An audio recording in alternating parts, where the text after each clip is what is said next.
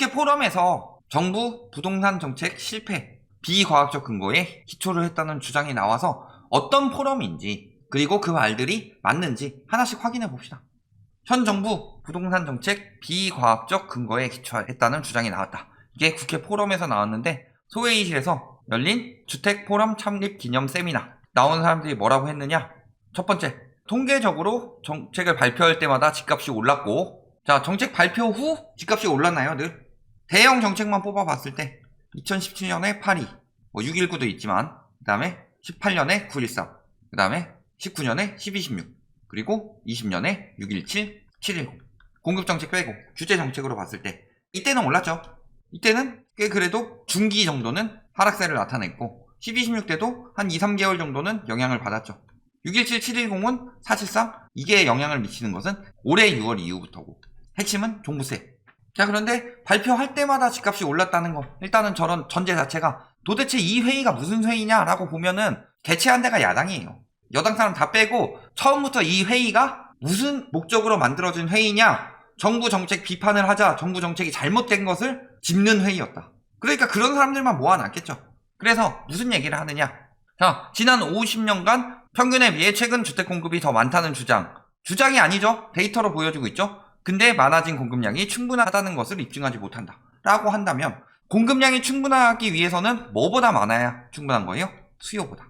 그러면은 공급보다 수요가 많을 때 집값이 올라가는 거죠. 그러면 이 수요를 잡으려면은 투기 수요와 실수요를 잡아야 되겠죠. 그런데 투기 수요는 계속 억제해서 지금 잡히고 있어요. 그러니까 언론에서 계속 뭐라고 그래요? 실수요는 지금 집 살 때다. 언론에서 이렇게 조장하기 시작하면서부터 실수요들의 거래량이 들어오고 있고, 그러면서 투기 수요들도 같이 들어오고 있죠. 당연히 끝물식이 가까워질수록 수요는 늘어날 수밖에 없다. 수요가 늘어나는데 점점 여력이 떨어져서 수요가 빠지는 건데 실수요 여력을 줄이는 것이 대출 규제이고, 그러면서 많다는 주장이라고 하는데 사실상 공급량은 더 많았습니다. 공급량은 더 많았다는 것은 팩트로 꼽고 수요가 늘어났으니까 수요를 제대로 억제했어야 된다. 이게 맞는 거죠. 그 다음에 학술적 실험, 어떤 학술적 실험인지는 모르겠어요. 자료를 좀 갖다 줬으면 좋겠는데, 그래서 통화량이나 대출 규제가 미치는 효과보다 주택 공급과 용적률 완화가 기여하는 바가 더 컸다. 도대체 어떤 학술적 실험을 했길래 여태까지 나온 데이터를 다 무시하고 이야기를 하느냐. 그 다음에 이 사람이 두 번째 발제자고요. 첫 번째 발제자는 뭐라고 그래요? 임대차 계약은 사적 자치의 영역에 해당되므로 임차인의 권리를 국가가 지나치게 확대해 보장하고 임대인의 권리를 제한하면 사법질서가 훼손되었다. 자, 임차인의 권리가 지금 지나치게 확대가 됐나요? 이런 부분 하나씩 보자는 거죠. 그 다음에 분양가 상한제 때문에 신규 주택 공급이 줄었다는데 일단 며칠 줄었고, 신규 주택 공급은 재건축이죠. 재건축 풀란 얘기예요. 쉽게 얘기해서. 대신에 공공은 많이 늘렸죠. 그런데 얘만 자꾸 이야기를 한다. 그리고 얘가 별로 늘어나지 않는다고 했죠. 그래서 규제를 개선하자. 결국 하는 말은 세제 규제 풀자. 왜? 저 학술 모임이 무슨 모임이니까? 규제하면 집값 올라간다고 주장하는 야당 측에서 만든 모임이니까. 자, 보면 뭐예요? 문 정부의 주택 정책 실패 극복 방안 찾기 위해 만든 포럼이다. 뭐 어떤 사람들이 모이겠어요. 그래서 책 내고 세미나 개최했는데 처음부터 뭐예요? 강연 제목이 임대차 3법 문제, 주택 문제, 공급해라, 거래 활성화 시켜라. 늘 주장하는 양도세, 그 다음에 재건축 규제 완화, 임대차 3법. 저희 비기닝 영상에 올린 건설 마피아들이 제일 싫어하는 정책 3가지. 1, 2, 3. 정확하죠? 저들이 싫어하는 게 뭐다? 저거 3개다. 그러니까 아니나 다를까 저거 3개가 1강, 2강, 3강에 다 나왔다. 그러면서 패널 토론, 이 사람 딱 봐도 누군지 알죠? 이 사람 유명한 사람이죠. 자, 그래서 봤을 때 공급량이 입증하지 못했다는 둘째치고 주장이다 라고 했는데, 공급량은 통계 집계 이래 최대치라고 써있죠. 입주 물량 보면은 어떻게 나와 있어요? 주택, 아파트 다 수도권도 마찬가지고 서울도 마찬가지고. 그 다음에 재건축 재개발 안 풀어서 인허가가 안 나와요. 그래서 보니까 인허가가 줄었냐, 기존 정부에 비해서. 이때보다 전반적으로는 줄었지만 수도권이나 서울 같은 경우는 인허가는 더 많이 나왔죠. 더 풀어달라고 하는 거예요. 왜 더 많이 나올 수밖에 없냐? 여기는 13부터 16이고 여기는 17부터 20이죠. 요때 무슨 일이 있었냐? 14년 9월에 재건축 연한 완화를 했다. 그 당시에 30에서 40년 된 아파트들이 동시다발적으로 신청을 해서 전 정부에 통과된 것도 있고 이번 정부 넘어와서 통과된 것들도 있죠. 그러니까 13, 14가 인허가 물량이 적은 거고, 인허가 물량을 재건축 연한 완화로 억지로 늘린 거죠. 그런데 맨날 재건축 규제 풀어라 하는데 재건축 규제 풀면 집값이 잡히냐. 자, 보면은 뭐예요? 재건축 규제 풀리면 멸실 물량의 증가는 물론이고 가격 상승에 따른 매매 물량 감소. 예를 들어서 재건축 아파트 안 팔겠죠. 자꾸 풀어달라고 하는데. 그리고 아까도 뭐라고 그랬어요? 주택 공급과 용적률 완화 이야기했었죠. 용적률 완화한다는 게 무슨 소리예요? 고밀 개발하겠다는 소리죠. 재건축 공급 이야기하는데 재건축은 공급이 많지 않다고 그랬습니다. 그래서 그때 재건축 규제 완화하고 재건축 허용하고 주택 공급만 한다고 하면 어떻게 해요? 재건축 가격 쭉쭉 올라가겠죠. 이거 되게 일시적일 거라고 하는데 말 같지도 않은 소리. 부동산 3법 풀리자마자 재건축 가격이 쭉쭉 올라갔죠. 그리고 풀어라 하는 기사들 내는 언론들의 관훈클럽이라고 하죠. 높으신 분들 혹은 은퇴하신 분들 재건축 아파트 하나씩 가지고 있는 사람들 엄청나게 많죠. 왜 재건축 자꾸 풀어라 하겠어요? 아, 선배님이 쪼니까 그러지. 자, 근데 홍콩 집값이 고밀하고 굉장히 잘 돼 있는데 11년 연속 세계 1위죠. 땅 좁은 홍콩 4에서 6평 아파트도 없어서 못 팔아. 계속 올라가죠. 홍콩 가보면 엄청 고밀화돼 있죠. 고밀화돼도 저 모양이다. 해결은 그게 끝이 아니라는 거죠. 그래서 원래 가장 중요한 해결점은 사실 우리나라 공급이 적지 않아요. 서울 수도권에 몰린 수요를 얼마나 분산할 수 있느냐. 그렇다면은 지방에 매력적인 도시를 만들어야 하는데 투기 수요가 많이 들어오면서 실패로 돌아갔죠. 대표적으로 지방에 매력적인 도시 만들려다가 투기 수요 쭉쭉 들어오면서 가격만 쭉쭉 올려서 인구 분산에는 막상 실패한 도시. 어디예요? 세종. 서울 인구 좀 분산하려고 세종 만들어놨는데 공무원들 다 갭투기만 하고 서울에서 출퇴근하죠. 혹은 서울 집은 그대로 두고 거기만 분양을 받는다든가 이런 식으로 분산이 실패를 한 거지 사실. 그런데 문제는 수요 집중. 이게 안 된다면은 수요를 어떻게 감축시킬 수 있을 것이냐. 그런데 실수요를 감소시킬 수는 없죠. 아무리 그래도. 그렇다면 뭘 막아야 되는 거예요? 투기 수요를 억제를 해야 된다. 투기가 판을 쳐서 가수요들이 늘어날수록 가격이 올라가는 거죠.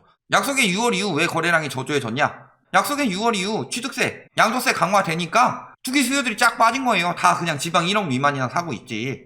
그 다음에 8월에 대출 제한 들어가고 금리 인상하니까 실수요들 빠지고 있는 거고. 그 다음에 임대차 3법 이야기했죠. 사적 자치의 영역에 해당하는데 임차인의 권리를 국가가 지나치게 확대해 보장했다. 자, 우리나라 지금 세입자가 갑이에요? 아니면은 집주인이 갑이에요? 지금도? 우리나라만큼 임차인 권리가 보장이 안 된 나라가 없다.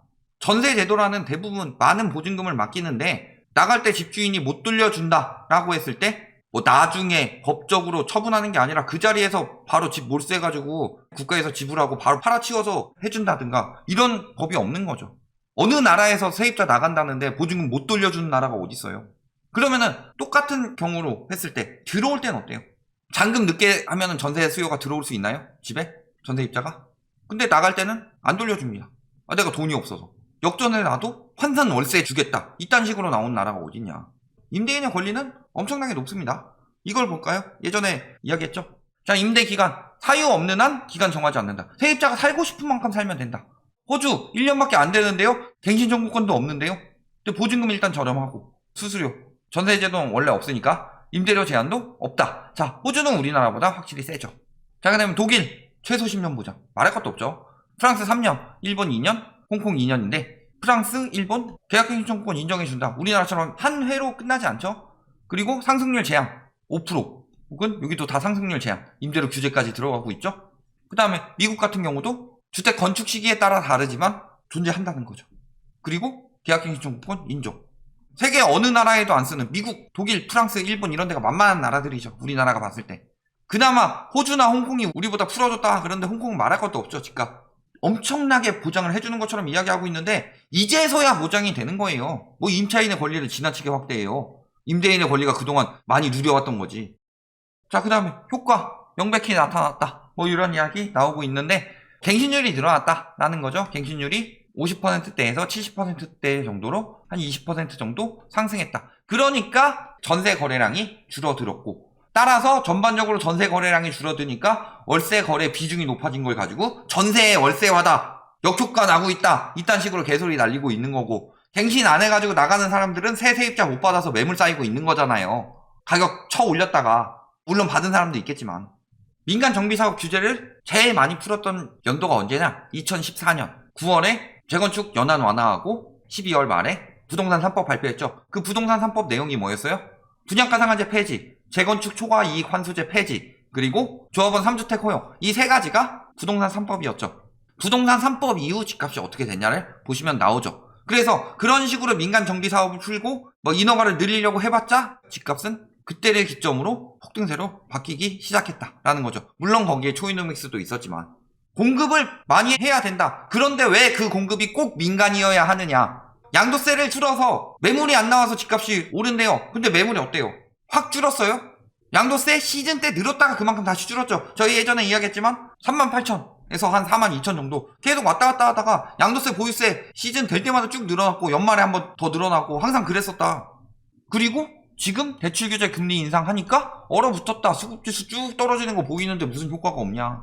중장기적 하방 압력 강하다. 물론 이 얘기는 아직은 시기상조라고 많이 이야기를 하겠죠. 충분히 떨어진 다음에 이야기해도 늦진 않은데 이미 심리는 완전히 꺾였고 거래량도 완전히 꺾였다. 그런데 뭐 집값은 계속 오른다. 집주인들이 매물 잠금한다. 매물 다 쌓이고 있죠. 그리고 당장 구입하지 말아라. 뭐 물론 정부 입장에서는 이렇게 말하겠죠. 하지만 가장 효과적인 정책이 뭐였다? 공급이 제일 많았던 시기가 언제예요? 공급이 제일 많았던 시기는 2018년, 2019년이죠. 그런데 그때도 계속 올랐다. 결국에 언제부터 떨어지기 시작했느냐? 규제정책 시행하고 11월에 금리 올리니까 떨어지기 시작했고 7월부터 다시 금리 떨어뜨리니까 상승폭이 가속화되었다. 핵심은 금리와 통화 공급량이었다. 요거 다 나오고 있는데 어떤 학술적 자료를 가지고 왔는지 근거를 대라. 그래프 갖고 오고 어떤 정책으로 어떤 영향을 해서 어떻게 영향을 받았는지 그렇게 따지면은 그 전 정부에서 광명 시흥지구 취소하고 이런 것들 다 보이지 않아요? 분양가 상한제로 인해서 공급 부족 기대감으로 얼마나 늘었는데 재건축해가지고 15년간 늘어난 게 뭐예요? 서울에 11만 7,600 15년에 하면 연 만채도 안 돼요.